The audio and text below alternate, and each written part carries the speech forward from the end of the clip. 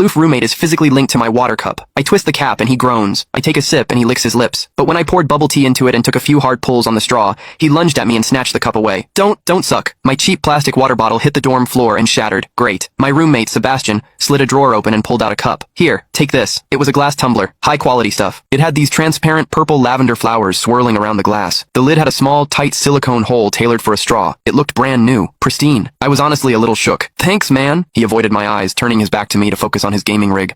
I carefully twisted the lid open. Immediately, a suppressed, low groan came from Sebastian's direction. I poured some warm water in and took a sip. Sebastian sucked in a sharp, jagged breath. His hand on the mechanical keyboard trembled, his fingers slipping off the keys. He licked his lips, looking like he was enduring some kind of torture or intense pleasure. His lips were thin, the Cupid's bow sharp like a knife. Looking at them made me want to bite them. Yeah, okay, I admit it. I'm into Sebastian. I swear to God, before I met him, I was the straightest guy in the state. After high school, my only plan was to get to college and bang a hot, bubbly cheerleader. But the moment I walked into this dorm and saw Sebastian, that plan went out the window. 4 years of college and he's the only one I want to mess around with. But I couldn't tell him. No way. I was terrified that if I spilled my guts, we wouldn't even be friends anymore. Because Sebastian is straight. Like, painfully straight. Only 2 weeks ago, he turned down a senior, a varsity swimmer, total stud, who asked him out. After that, Sebastian came back to the room and sat at his desk with a face like thunder for hours. The guy must be a raging homophobe. Maybe it was because the cup was a gift from my crush, but that warm water tasted sweeter than usual. It had a weirdly good aftertaste. I grabbed a straw from my desk and shoved it deep into the hole on the lid. The second I did, a strangled moan ripped out of Sebastian's throat. He bolted up and sprinted into the bathroom. Weird. We were just gaming. Why the hell did he suddenly need a shower?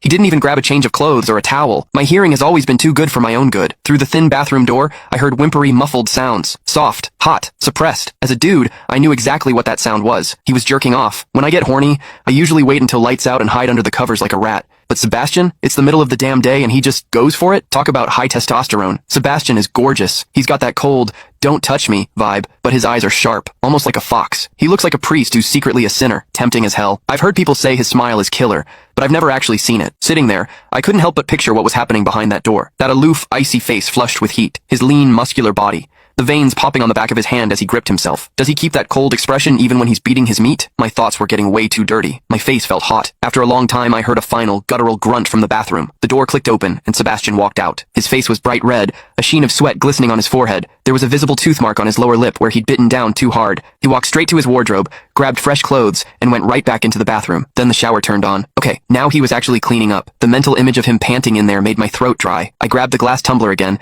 and chugged a few large gulps. The water in the bathroom stopped, then started again. It took him forever to come out. When he finally did, he looked at me with this weird, resentful glare.